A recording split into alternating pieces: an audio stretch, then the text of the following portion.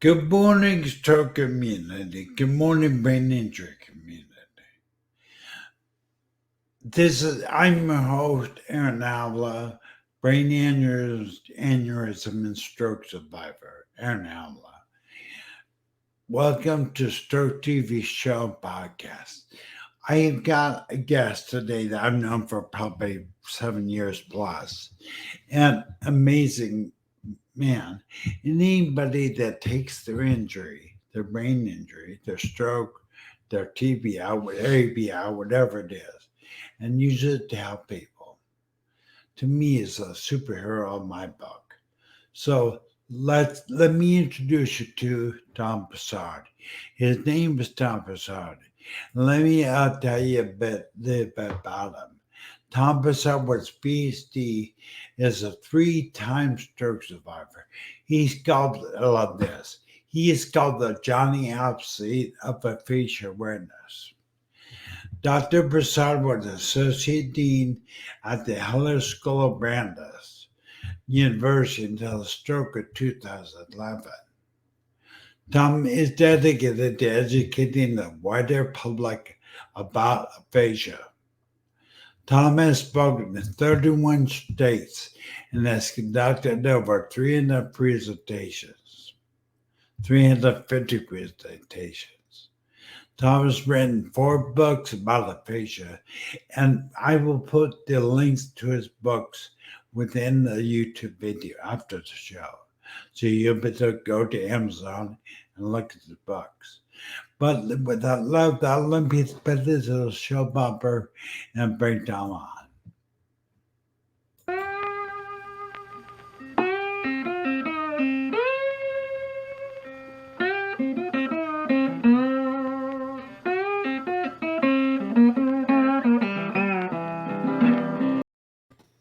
Well, it's you, Tom Broussard. How you doing, Tom? Hi, Aaron. How are you? Really good. I'm so happy you're here. Just really happy you're here. Love you. I love your work, Tom. Well, it's great to see you. It's been years that you and I have been working together one way or another. So it's a lot of fun to see you again. Yeah, thank you. You know, we're really going to focus on neuroplasticity. Sure. And I mean, and it was funny. I want to tell the audience. Oh, it got 3 comments. Better. It got 3 comments. I better turn on my comments. Oh, I guess Sherry Patterson's out there wants to give a shit out, Tom. Hey, hi, Sherry. How you doing? This is what she thinks of here. you. This is what she thinks of you, Tom. Yes. Well, it's a club, you know, the Mutual Admiration Society. And, it is. We are part of it with Sherry and others. Yeah. Now we're here to talk about aphasia, really, and really focus on neuroplasticity. And so people know Sherry is one of the people that she has aphasia. She has aphasia. And could you please tell us what aphasia is? What is aphasia? Yeah, it's such an interesting thing, especially to all of us who really never knew about plasticity unless you happen to be in the healthcare community or a doctor or a researcher. But plasticity is really nothing more nor less than this ability within us, the way the body works, to change, alter, and actually add more brain matter, basically new, not neurons, but the cells you already have, the neurons you already have, can grow more what we call branches and leaves. They're called dendrites and synapses. But this capacity we have in our body is plasticity, and the fuel for actually making that work literally is what they call experience-dependent activities. So it's somewhat simple, even though it's still quite complicated on the inside. But the experience-dependent activities are, if you have lost something, typically from a stroke and from other things too, but you've lost your ability to read, write, speak, your right or left side is damaged, having a difficult time walking or seeing. Everything we do is really operated off of nerves that release, that send information to other cells and then eventually get to the muscles that then do what they have to do. Plasticity um, basically builds with that experience dependent activities into more nerves that then are able to do what you had lost before. So if you have stroke and aphasia and lost your ability to read, write, or speak well, like me, it turns out, of course, that if you just keep on reading, writing, and speaking, obviously doing it badly, obviously not even able to do much more than being a mute or making some amount of noise. But the more noise you make, that noise starts to, on the inside, it can actually tell that little bit of noise information is the feedback that allows the body to take the nerves it has and starts to make more of those dendrites and synapses, those branches and leaves. So that's really how plasticity works. It just has this capacity in us to do more activities, and as a result, you get more brain matter through this thing called plasticity, which really just converts thought and cognitive activity into brain matter. And it's yes, go ahead. So I'm curious, Tom. I would never know it, but please, tell us a little bit about aphasia and what you personally experienced with aphasia. Okay. And um, well, in my particular case, my first stroke was now over 10 years ago. Um, I likely got it because I had open heart surgery 3 months before, had a quadruple bypass and an aortic valve replacement. And 3 months later, probably spun off a clot that made its way up to the brain into, in my case, what's called the Broca's area, which is often referred to as the language center. But that's where it happened. And I was a dean at that college and could not read, write, or speak well. I was lucky enough to get to the hospital in time to get that particular clot busting drug that relieved me because my right side wasn't working and I couldn't see from the right side. But the drug helped with that. When I woke up, it all happened on Monday. When I woke up on Wednesday, in what I thought was a wonderful hotel, I'd been told these things, and I imagine I listened to what they told me, but I didn't know that that drug didn't affect this thing called aphasia. So that's how it all really got started. No, so you've seen the TPA drug, Right. although it does do the physical and the arm moving, can recover that. You're saying that once the damage is done to your speech center is permanent, it's done. The TPA drug doesn't repair that. Right. So is there hope for people that like Sherry Pedersen or like myself that have a speech difficulty? Is there hope for us to regain more and more of our use? I mean, you're a prime example of the answer yes. I mean, what were your symptoms? What were your symptoms when you first had your stroke? How bad was your speech? And I have a couple different answers to a couple of your questions. It's fair to say that my symptoms were not as severe as many other people like yourself and Sherry and others. So I am not as severe as others, and as a result, of course, one can get better because you don't have to go so far down that pit to climb back up, right, to get back to what you had before. In my particular case, when it comes to reading, writing, and speaking, I could not read. And I didn't realize, well, I knew I couldn't read. They told me that when I tried to read a book, it makes me not even tired. It makes me misunderstanding. I just didn't understand what was in front of me, basically. So I couldn't read. But of course, it had nothing to do with the words themselves. So that is another component of this that I began to figure that out later, because I did get a lot of what I got better about were the activities I was actually doing that was highly therapeutic, but also highly accidental. I just was lucky. I use that word lucky a lot. I was just lucky that I was built that way based on my previous life's habits. So it was really that habit that helped me, and I'll come back to that. So reading, I couldn't read. Writing, I didn't know.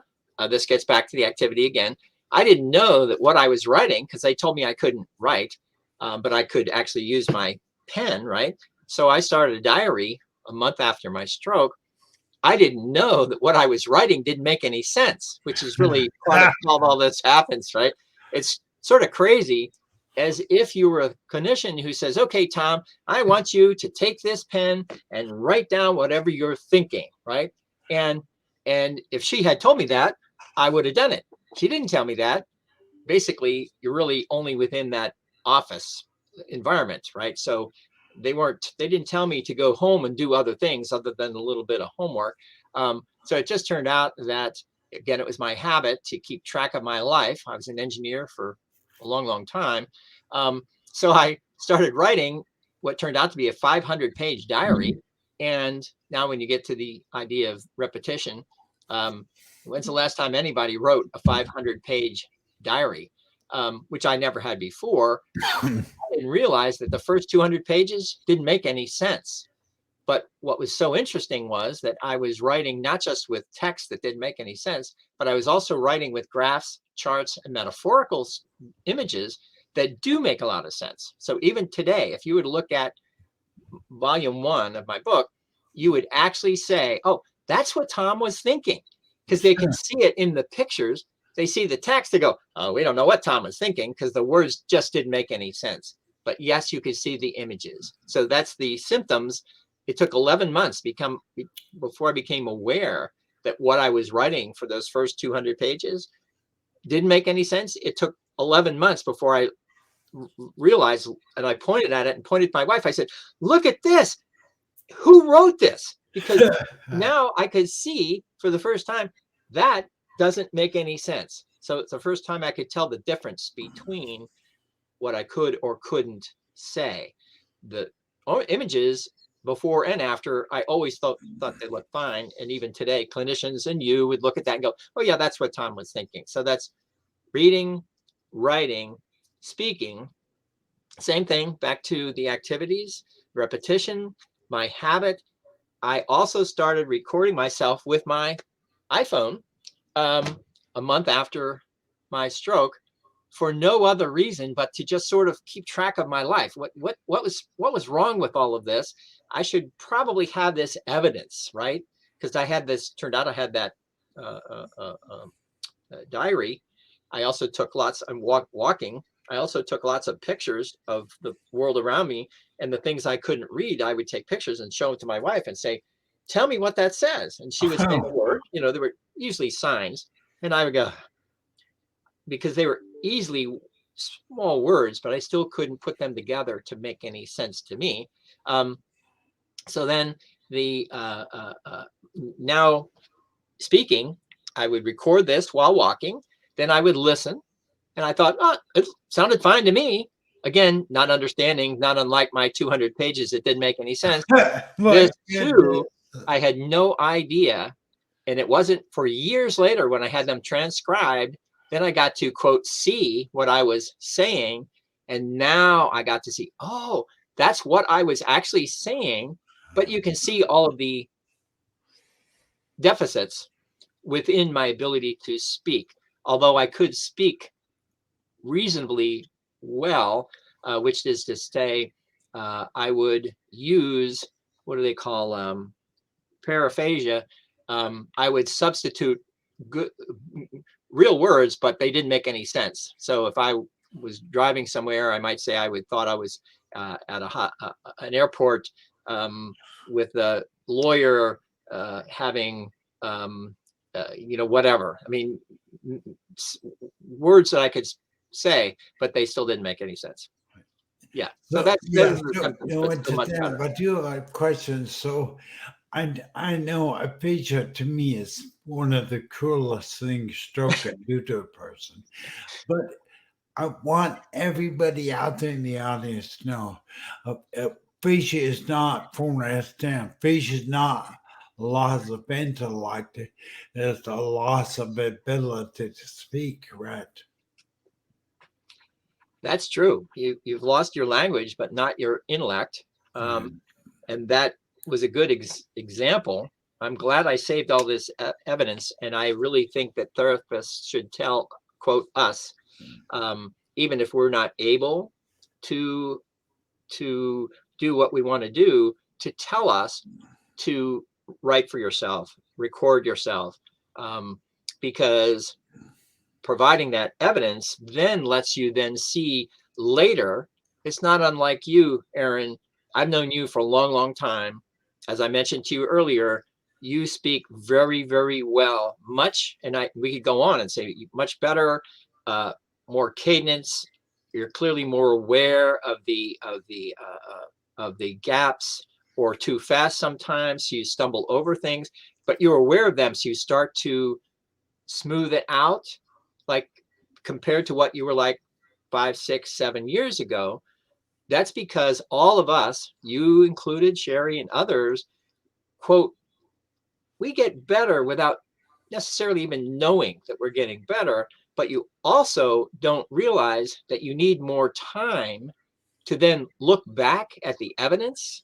Because if you don't have the evidence, you can't look back because it doesn't exist. And if without that, you don't get the feedback that comes from you saying, here's where you are, you looking now further, further, further, further, it gives you the feedback that comes over time. So now, because you have the evidence, in my case, written down, recorded, in your case, Aaron, because you recorded yourself too on video, then that's the evidence that the rest of us get to see, not on a day-to-day basis, but on a month or year to year going forward. So it's not at all unlike when you're looking at a clock and you see it changes, but you can't tell it's changing. It just happens. Why? You actually have to look away and then look back, because it operates below the visual appreciation for the movement, or in our case, the improvement over time. Yes. That is neuroplasticity. What you see me and seeing you, and I see it is neuroplasticity in this, in it working. That's it. That's it. That's how it works.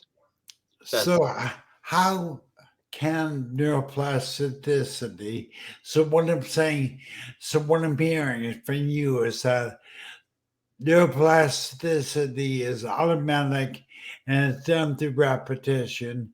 And it can, if you do something repetitive, like let's go back to when we were kids, we learned to ride a bike. We did not know how to ride a bike. Right. But through repetition, our brain becoming is plastic, it began to learn how to ride a bike. And then you through repetition learn to speak again. And me through repetition learn to speak better again. And so I think it's amazing to watch that. And so how does, so let's try to put it more neuroplasticity. How does the average survivor activate neuroplasticity or make it work for them? How do they do it? How do they do it? The way you do it, Aaron. You don't do anything except live your life. I think more intentional about living your life. You have a mission to do what you do.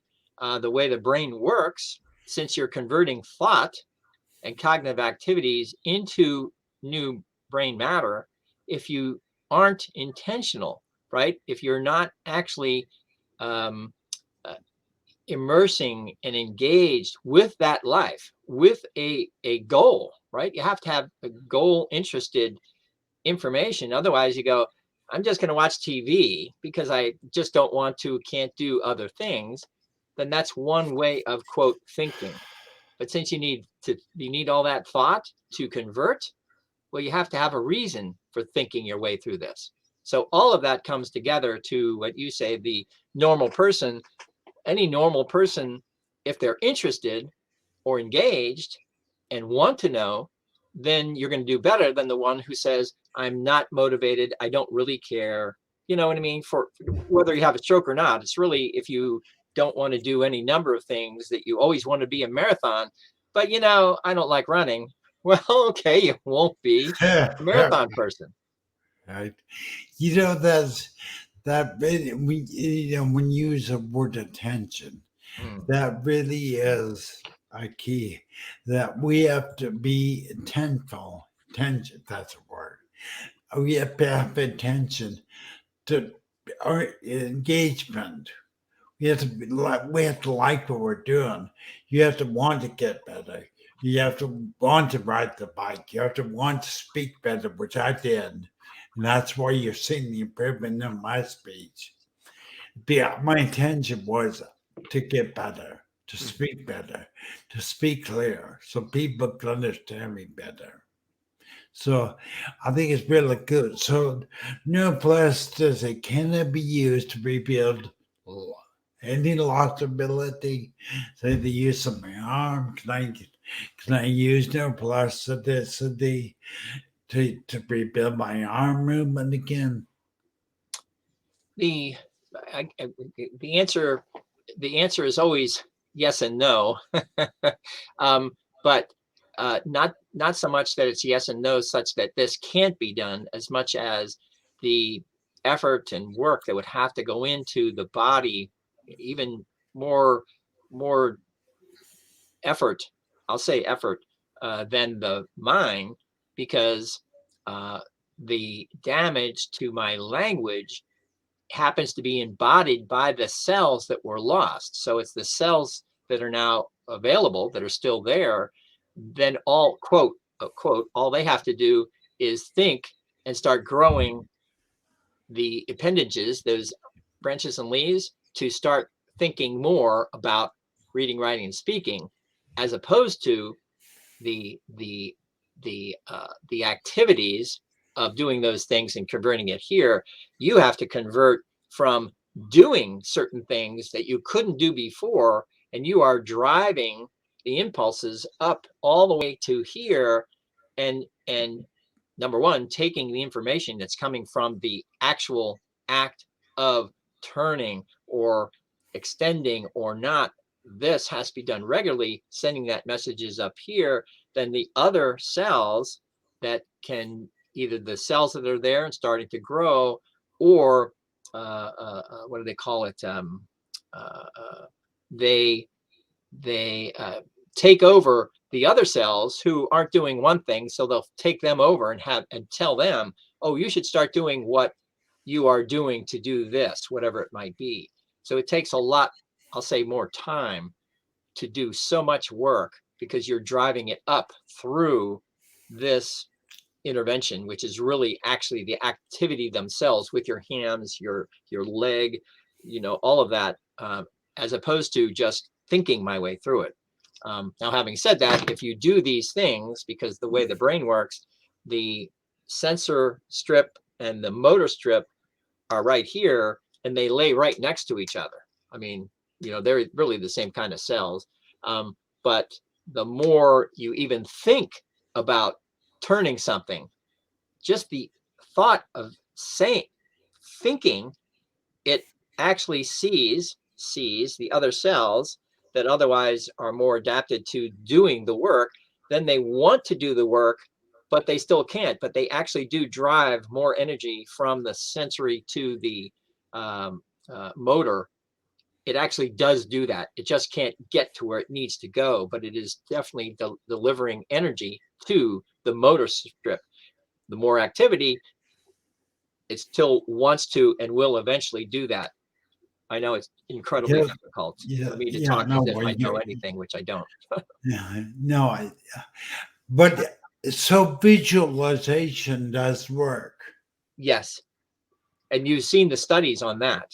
And if you haven't, you can look up some of them, especially things like basketball is a good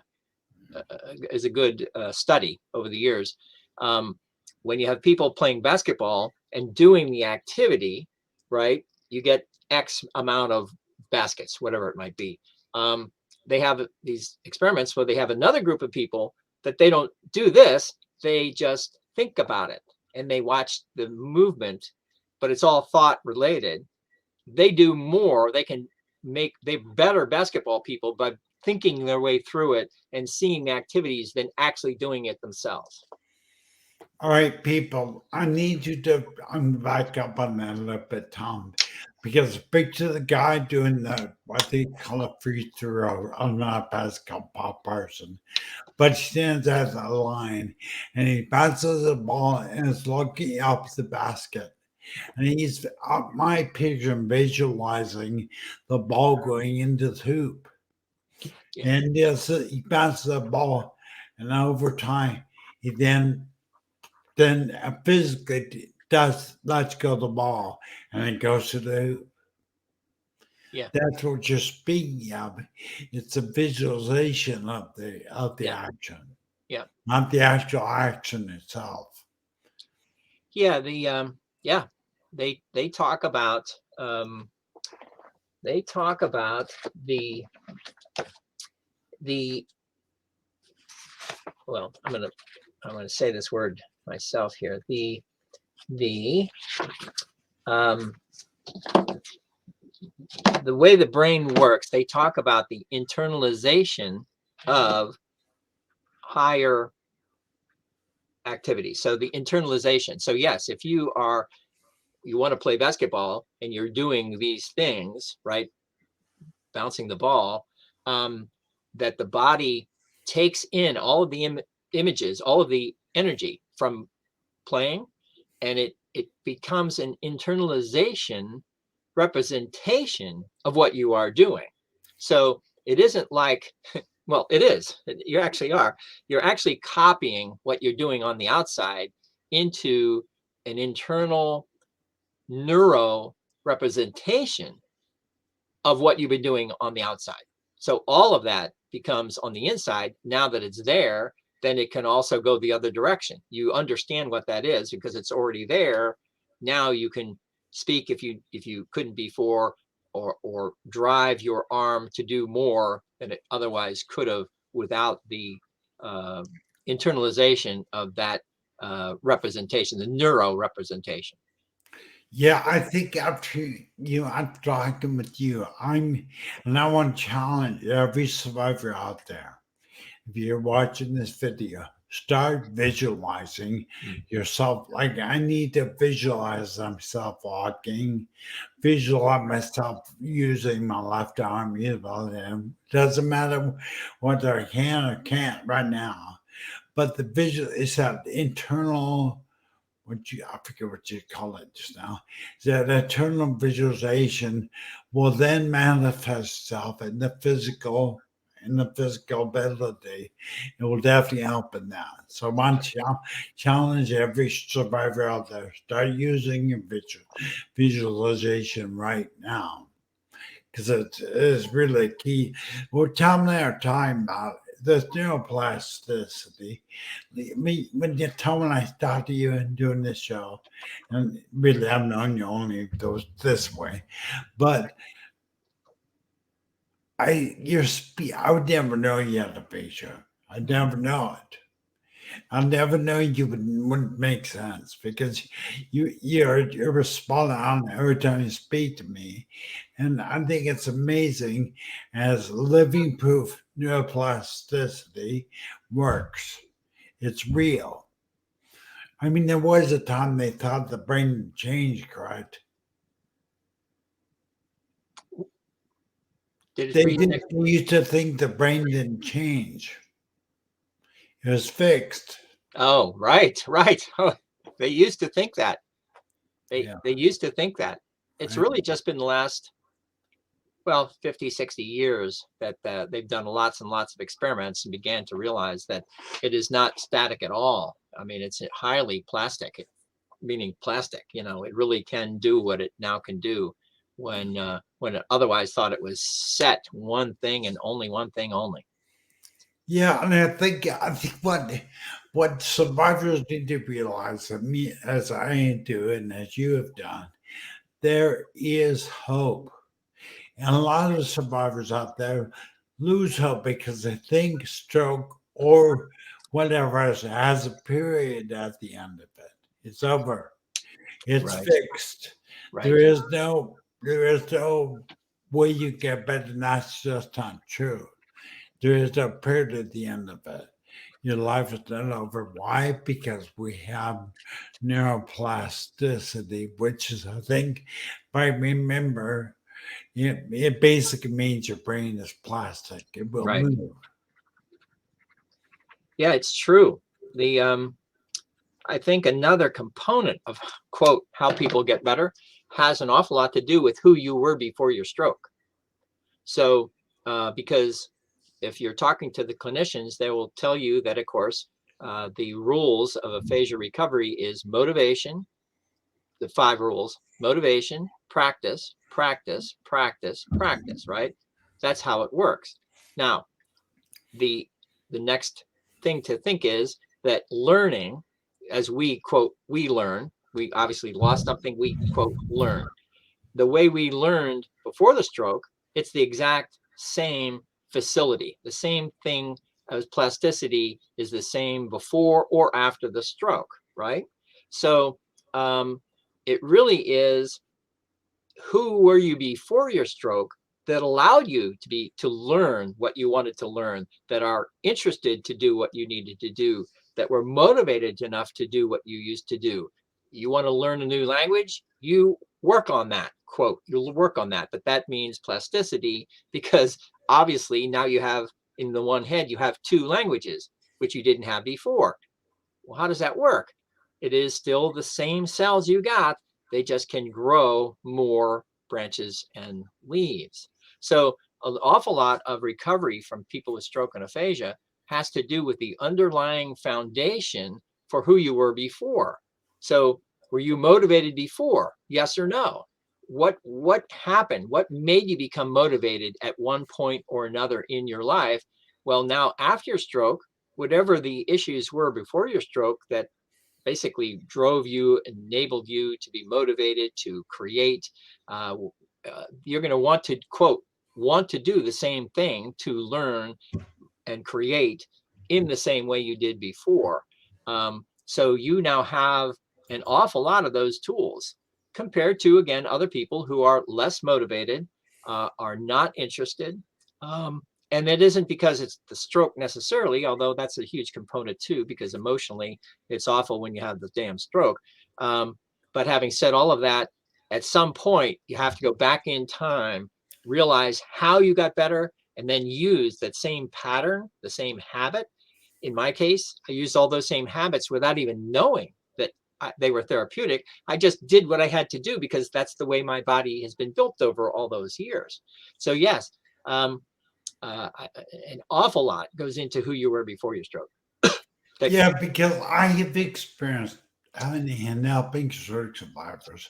There are some stroke survivors that don't have that drive. They don't have they kind of like they let stroke have a period at the end. See, I believe that stroke doesn't define you as a person, Right. but how you respond does. Yes. And I think it really defines a person. Let's take one quick commercial break, can we, Tom? Just a second. Sure. Take one commercial. No, no, no. We belong together.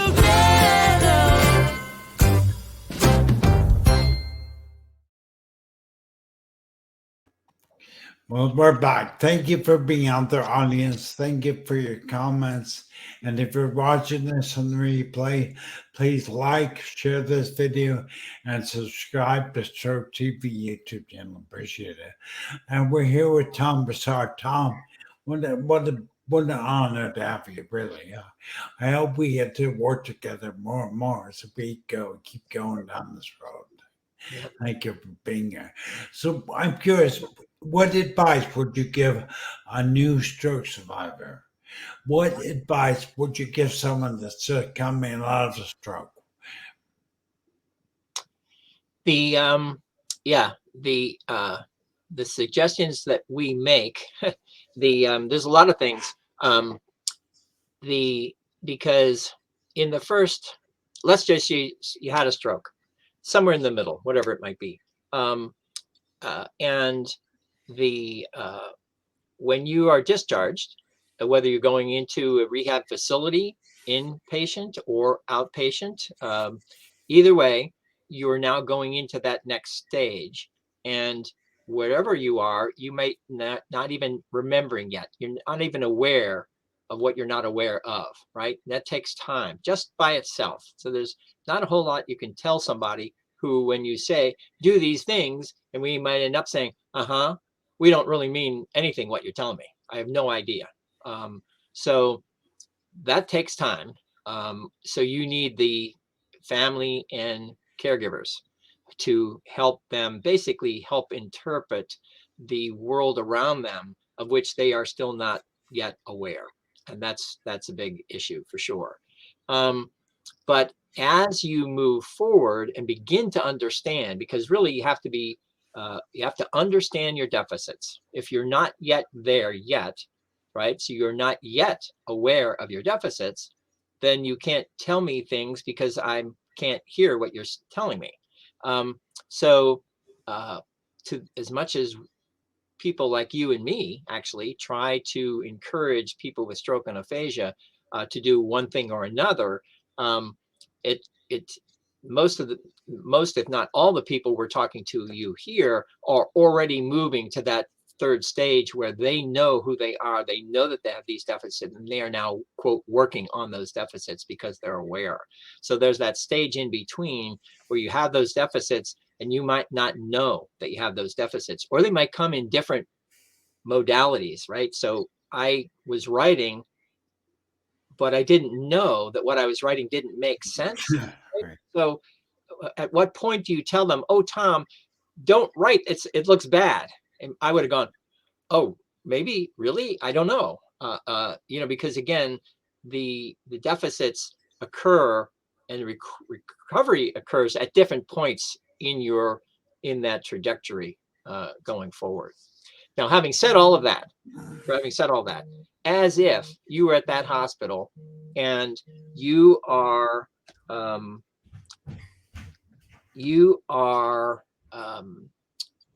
in the hospital and then go into your rehab situation, and whatever the insurance that's also comes in here is the insurance, excuse me, the insurance, they're going to tell you, okay, you're going to get X number of sessions, and that's what insurance demands. In my case, I got 30 sessions, and I thought I had really good insurance because I had friends who got 8 sessions, a dozen sessions, 15 sessions. I got 30 sessions. I thought that was wonderful.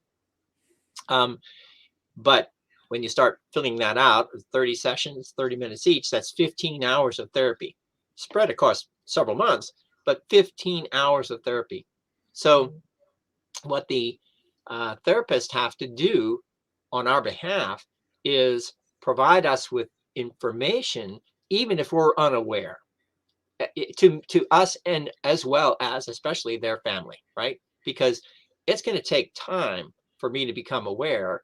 But if you provide us with the information and I get to see it on a day-to-day basis, they can go at some point, because the way it makes its way into your body, then you begin to see, quote, what you've been doing that is now bad in a way you didn't know before, right? As you go forward. So you have to be told early in the process with your therapist telling us, okay, Tom, here is the plan, because now you're being discharged. Here's the plan. Oh, you still don't understand plan? That's okay. I'm going to give you the plan anyway, because you have to do these things. You have to build this habitual response to whatever the issue might be. And you have to quote write if you obviously can't. And now you're on your own. Here's what this plan is, and you have to do it earlier in the process. And that's really just the start, but that is definitely one of the starts. But I think what I've seen out there are a group of stroke survivors. I'm not saying they're all like this, but there are some that you use the word aware several times. Mm, And it's like they're not aware, they're unable to see that they are what they are. right. And I think it's critical to their rebuilding the life after stroke or brain injury that they accept what they are. I have met stroke survivors. I have seen there that they are aphasia laden, they are paralyzed, but yet they'll believe that they are that bad. And they're not aware of where they are. It gives them, they don't have the starting point that you and I have, Right. facing who we are, look at ourselves for the real, what stroke has really done to us, or brain injury has done to us, gives us a starting point of repair, of a place of knowingly to set our attention. There's that word I love that word. Setting our attention to improve or get better. And the only way is to be aware and be real of where we're at. That is so true. We have our senses, and we're able, reading, writing, and speaking. It turns out that awareness is its own skill, and it has its own deficits. So you can actually be unaware or aware of various abilities, right, with their own kind of deficit that comes with them. So yes, awareness is huge. And it isn't interesting, if not unfortunately, when you're in a hospital or in a rehab facility, and among the questions they will always ask you is, they will say, are you aware of? Are you aware of? And often we will say yes, because A, we have no idea, but B, we know we're in trouble. So the deficits that we are asked that question of respond in the same way. So if they say, are you aware that you're having trouble with your language? We're going to say yes, thinking that it's this huge ball, monolithic ball of deficits. So we'll say yes to that, but they will ask that as if you really do understand, when in fact we really don't, other than we're damaged and we can sort of see, either because of our body, or because every once in a while you can actually see that it doesn't really come out the way we want it to be.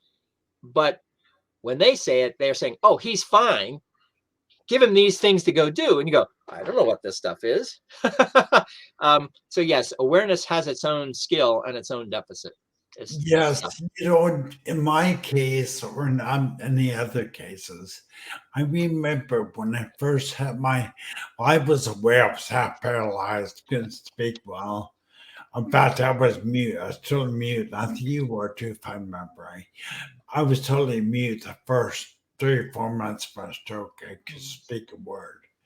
And, I'm talking now, neuroplasticity and speaking, working for me. But I want to bring this one comment up this audience member has, because I wanted to talk about it. But Elizabeth Cathcart-Donathan says, family friends disappear. They think you're a problem now and look at you differently.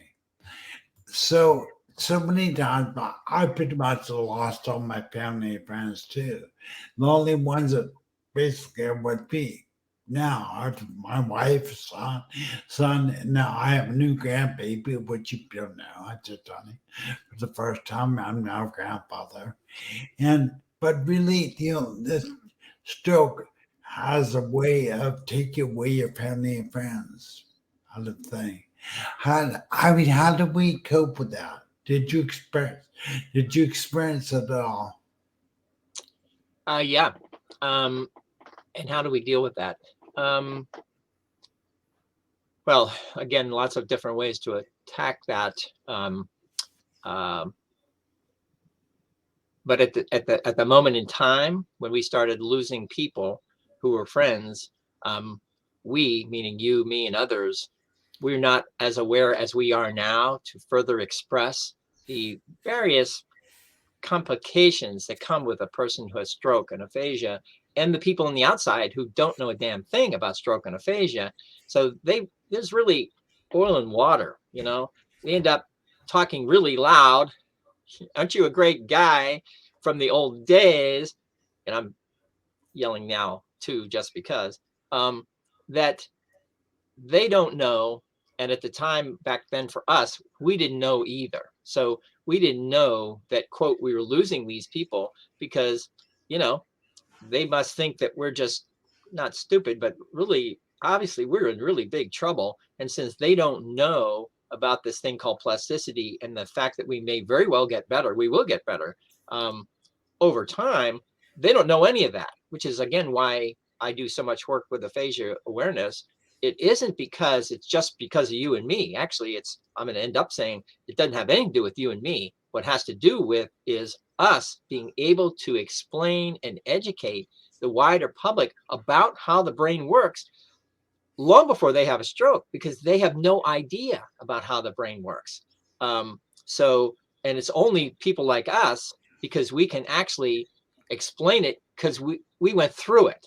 We lost big things. We can get them back using this thing called plasticity, and then which really is the foundation for all learning.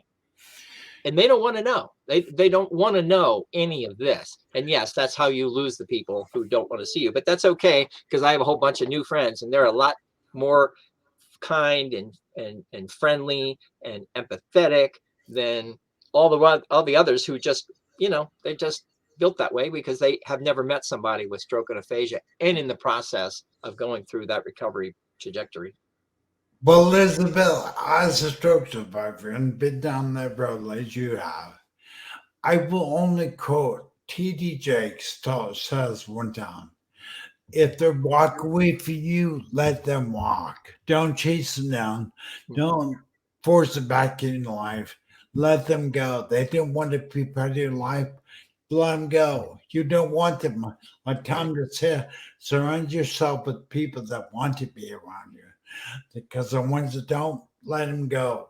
Whether they're family or friends, let them go. Which I've done, Tom. I've done let them go.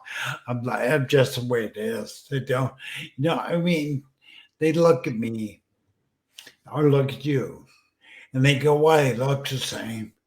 But then the minute they open my mouth and begin to speak, they always have trouble. He sounds like Elmer Fudd. Okay, I'll feel bad. That's me. But he speaks funny. He can't cognitively carry a conversation like he used to. That makes him uncomfortable. They end up leaving. And so one day when Elizabeth, just let him go and don't worry about it. Don't look back. Don't chase them. Don't force them to come back in life, because if they can walk away from you, let them walk. They're not meant to be in your life. You're better off without them. I encourage you, like Tom just said, just to surround yourself with the people that want to be in your life. Surround yourself with, coming to my show every Wednesday. We do this show every Wednesday at 9 a.m. Pacific Standard Time. And then I do another show, Tom, you may not know about. It's a Stroke TV inspirational video show on Friday at 9 a.m. So it's motivational. It's a motivational video designed to get people really ready to go revved up and get ready to take on this thing that we've got fighting against. But I want to say, Tom, seeing you as you're a living example of neuroplasticity, and so am I.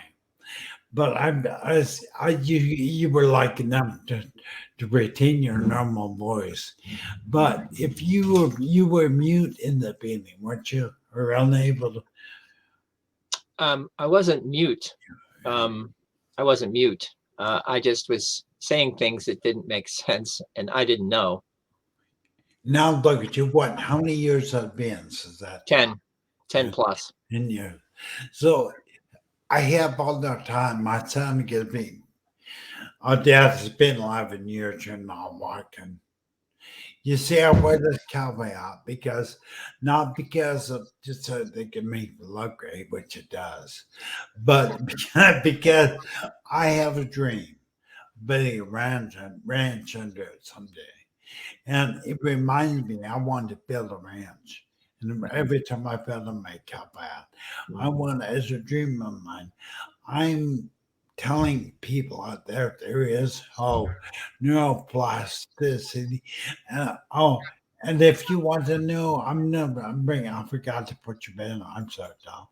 But if you have questions about neuroplasticity, I'm going to put up Tom's website and there's website and his email. Let them contact them.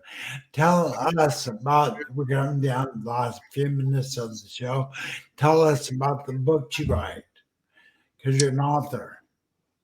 Yeah, yeah. There's so many things like you and like me who we never ever thought that this would be our life, right? I mean, who would have thought that you would be a media person doing what you do and me doing what I do? Yeah, we had no idea. But I really am glad to have met you, Aaron, over the years. Um, I do believe that people like you and me and everybody watching um, are as much educators as anything else. You would think that somehow we're damaged and we have these deficits, and we say yes to all those things. But if we weren't both the student and the teacher, uh, we wouldn't be who we are to now explain, to educate others who also must be our students on any given day. So I really do believe that we have, with all of our deficits, to be the educators that the rest of the world needs to hear about. That Well, they tell won't me get it. about the books you've written. Oh, you want me to talk about my books? Yes. Well, my books. Well, the the the first four books.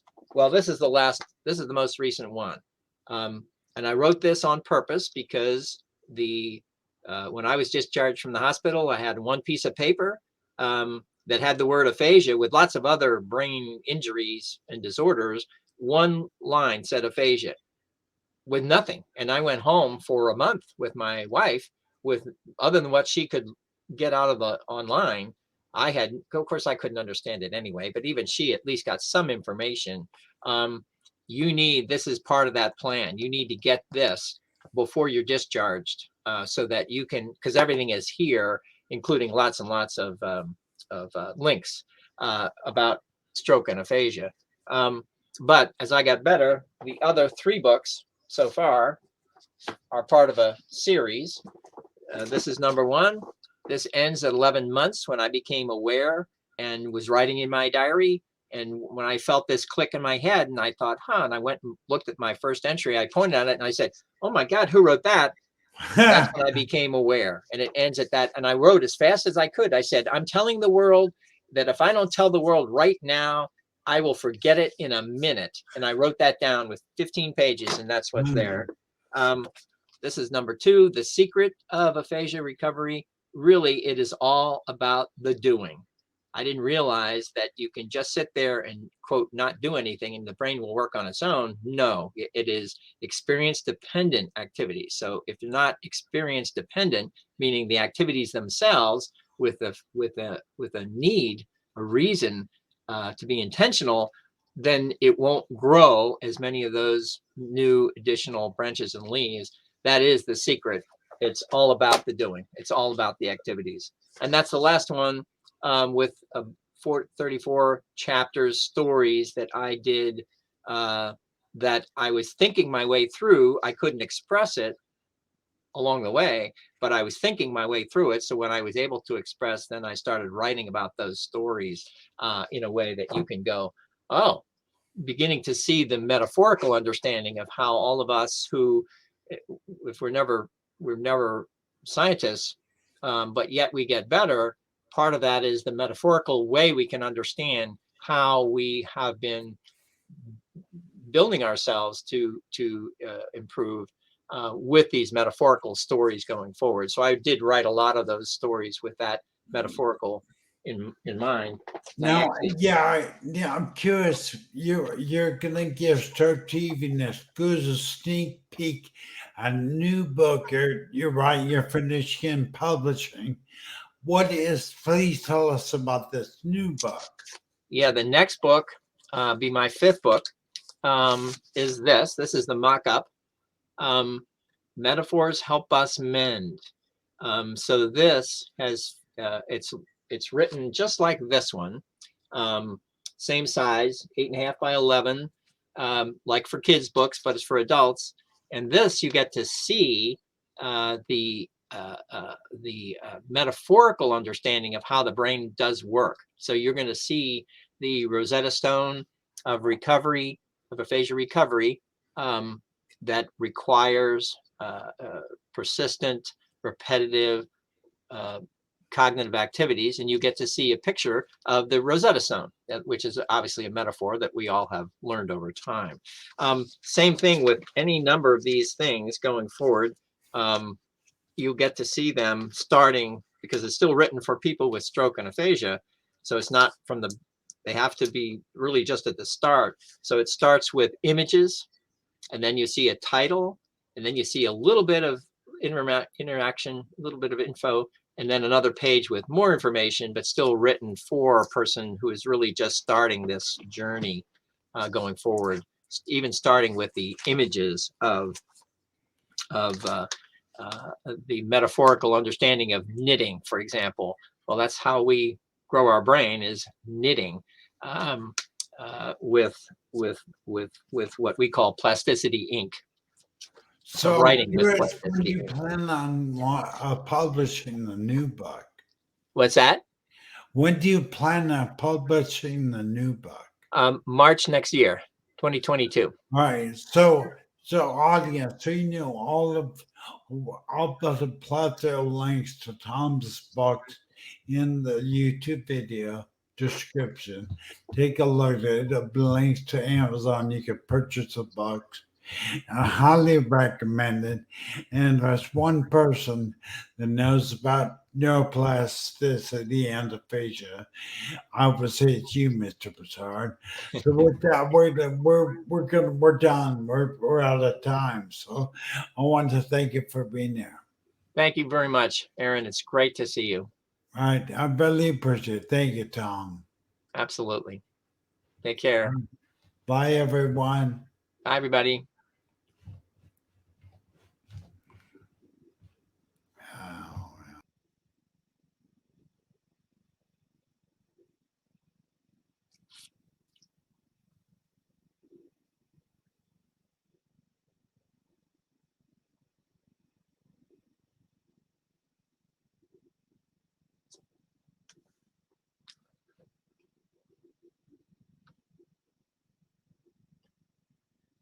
You still there, Aaron? All right, I'll ring off.